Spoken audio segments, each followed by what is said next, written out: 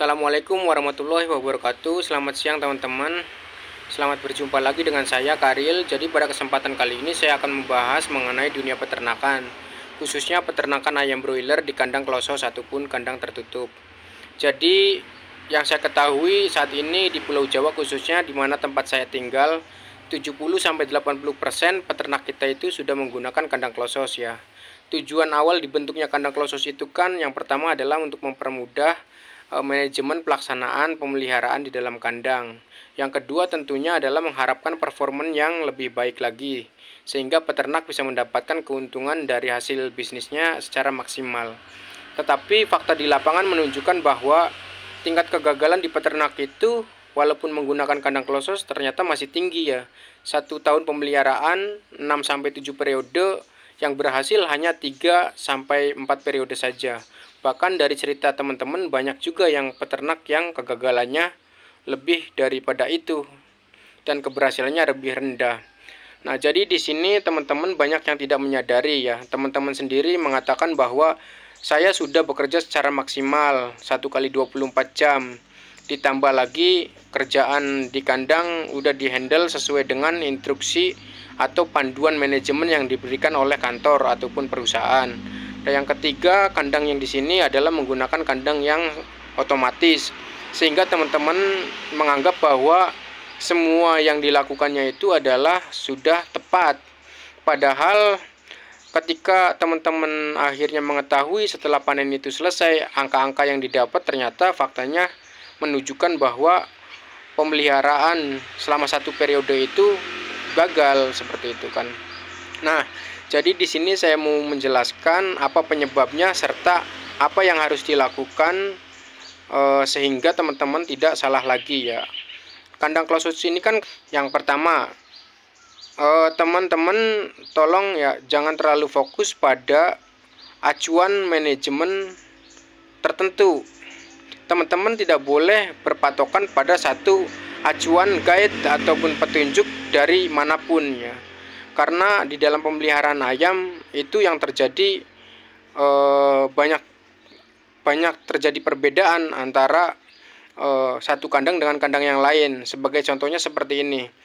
Misalnya perusahaan A dengan perusahaan B, dia memiliki bibit yang sama dalam pemeliharaan, tetapi faktanya itu panduannya berbeda ya.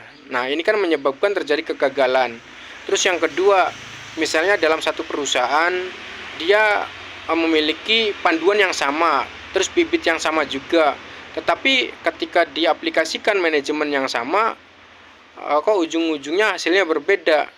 Nah, itu salah satu bukti bahwa manajemen suatu pedoman tertentu tidak bisa dipukul rata atau disamakan untuk aplikasi di kandang kita seperti itu ya.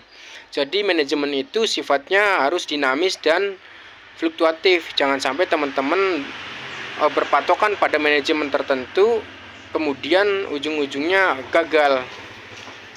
Terus yang kedua, teman-teman mulai baca itu tingkah laku ternak. Jadi kecocokan ayam terhadap respon dari manajemen yang diberikan oleh teman-teman itu bisa dibaca melalui tingkah lakunya ternak. Nah, apa itu tingkah laku ternak? Jadi tingkah laku ternak ini sebagai salah satu bukti ya bahwa tingkat respon yang diberikan manajemen dari teman-teman itu berhasil atau enggaknya. Misalnya seperti ini. Kalau itu ayamnya kedinginan, pasti dia akan menggerombol atau berkumpul. Nah, teman-teman itu harus sadar, walaupun misalnya di situ instruksi dari perusahaan, dari panduannya mengatakan itu suhunya udah tepat, tetapi kalau kita lihat secara fakta di lapangan di ayamnya menggerombol, mau tidak mau kita harus segera menaikkan itu suhunya, sehingga ayam itu bisa sebarannya rata lagi. Nah, terus ada pertanyaan lagi, berarti dengan kita mempelajari manajemen sesuai tingkah laku ternak, keberhasilannya bisa 100% ya Bang?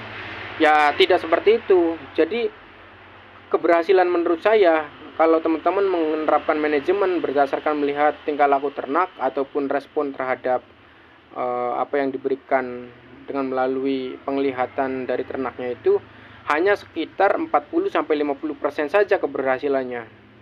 Terus apa dong yang harus dilakukan? Nah, jadi ini poin yang ketiga yang menurut saya nanti tingkat keberhasilannya akan meningkat menjadi 70-75%.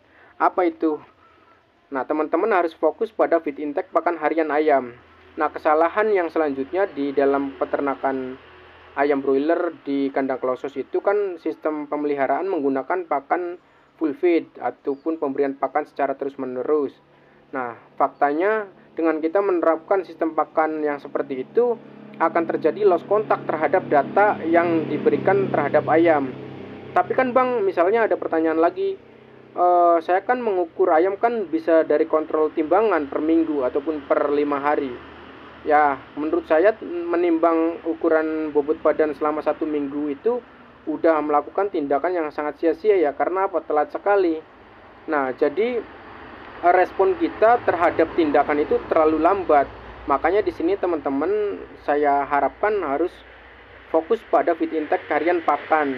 Jangan sampai ayam itu feed intake-nya tidak terkontrol. Nah, seperti itu. Nah, jadi harus gimana Bang misalnya? Nah, pakan ayam itu kan tiap harinya dia tumbuh ya. Dia berkembang, bertambah besar. Jadi kebutuhan pakannya juga harus mengikuti, ada kenaikan. Nah, setiap 1 ekor ayam kebutuhan pakan itu naik sekitar 4-7 gram per ekor per harinya. Nah, di situ teman-teman harus fokus bisa menjaga stabilitas pakan jangan sampai ngedrop ataupun turun.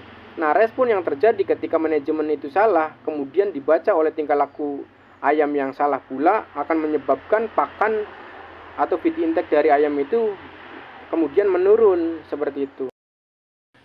Di sini saya mau memberikan penjelasan perumpamaan contoh yang terjadi di lapangan. Dan ini yang tidak banyak diketahui dan tidak disadari oleh teman-teman sekalian yang ada di kandang.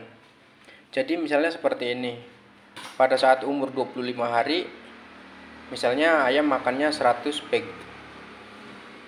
Kemudian umur 26 hari, makannya 100 bag. Ayam umur 27 hari, ini 100 bag. Nah, di sini kan kita lihat tidak ada kenaikan jumlah feed intake. Seharusnya kita sadar bahwa di sini terjadi kesalahan manajemen. Nah, itu tergantung teman-teman ya yang memahami di dalam lapangan kesalahannya ada di mana. Bisa jadi di sini kesalahannya di kepadatan, density, kemudian bisa juga suhunya yang terlalu panas, terus atau amoniaknya terlalu tinggi, atau mungkin faktor-faktor lain yang mempengaruhi terjadinya ayam ini feed intake-nya tidak naik ya, seperti itu. Sedangkan harapannya adalah ketika kita ngurus ayam ini target dari pakan harian kita itu selalu naik ya, yang tadi saya bilang yaitu 4-7 gram per ekor per hari, seperti itu. Tinggal dikalikan nanti populasinya berapa ekor. Kalau misalnya di sini ibaratnya 40.000 ekor ya berarti kan sekitar dikali 4-7 gram itu. Nah, kemudian kenapa ya pada saat terakhir kok ketinggalan bobotnya sangat jauh sekali? Misalnya padahal di sini kan kita udah turun paling misalnya 3-4 hari. Misalnya makannya nggak ada kenaikan. Nah, jadi asumsi dari perhitungan ini adalah total keseluruhan kumulatif dari penjumlahan pakan sampai dengan umur panen. Ya, misalnya di sini 29 udah mulai naik nih karena teman-teman udah memperbaiki manajemennya menjadi 104 bag. Kemudian umur 30 jadi 108 bag. Kemudian umur 31 jadi 110 bag misalnya. Kemudian umur 32 hari di 114 bag. 33 hari 118 bag. Umur 35 hari 122 bag. 34 hari 120 bag. Terus umur 35 hari 126 bag misalnya seperti ini. Nah, kita kumulatifkan totalnya berapa ini? Nah, Misal kita hitung ya, di sini 100, 200, 3, 4, 5, 6, 7, 8, 9, 10, 11. 11 berapa ini totalnya? Nah, jadi di sini totalnya 1202 bag. Nah, coba bandingkan ketika ayam itu kenaikannya normal, misalnya di umur 25 100 bag. Terus umur 26 sampai ke 35 naik 4 bag ya. 4, 100, 8, 112, 102, 102, sampai umur 35 hari juga, tetapi dia kenaikannya normal ya. Jadi total penjumlahannya 1320 bag. Kita lihat di sini terjadi selisih ketika ayam yang tidak normal, yaitu selisihnya sampai 108 bag atau setara dengan 5 ton 4 kuintal. Nah, kalau ini 5 ton 4 kuintal ini dibagi ke dalam 30.000 ekor ayam, artinya di sini kehilangan bobot badannya sekitar 180 gram. Selisihnya dengan kita melakukan kesalahan 3 hari berturut-turut ya. Misalnya nggak ada kenaikan karena manajemennya kurang pas. Nah, di sini kita lihat kalau misalnya nih ibarat ayam yang normalannya di sini kena di umur 35 hari 2,1 kilo. Karena ini dia terjadi selisih 180 gram, maka ayam yang ini yang terjadi masalah karena feed intake-nya nggak naik. Jadi dikurangi 180 gram, dia hanya kena bobotnya di 1,92. Nah, ini perbandingannya ya. 2,1 berbanding 1,92 kilo. Nah, kelihatannya sepele. Tetapi nilai 5 ton 4 kintal ini adalah nilai daging. Kok kenapa nilai daging bukan nilai pakan? Jadi gini teman-teman, semua pakan yang dihandle udah masuk ke dalam ayam, itu dia kebutuhan hidup pokoknya sudah dipenuhi ya dari pakan-pakan yang udah masuk ini, walaupun dia feed intake-nya menurun. Pakan yang seharusnya dia masuk itu dia sudah tidak digunakan lagi untuk kebutuhan hidup pokok ayam, tetapi dia selisih ini udah menjadi daging semua.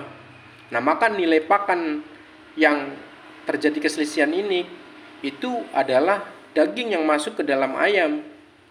Seperti ini kan. Kelihatannya sangat sepele.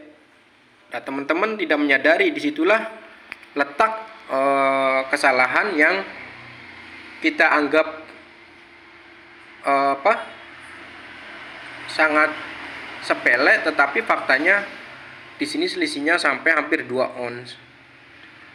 Udah sangat jauh sekali ya. Ini adalah saran untuk para peternak kandang close house, walaupun dia memiliki alat yang serba canggih, tapi tolong terapkan sistem pemantauan terhadap pakan itu, karena pemantauan terhadap pakan salah satu bukti untuk kita bisa melakukan tindakan manajemen yang baik dan bisa membaca tingkah laku ayamnya itu sendiri ya.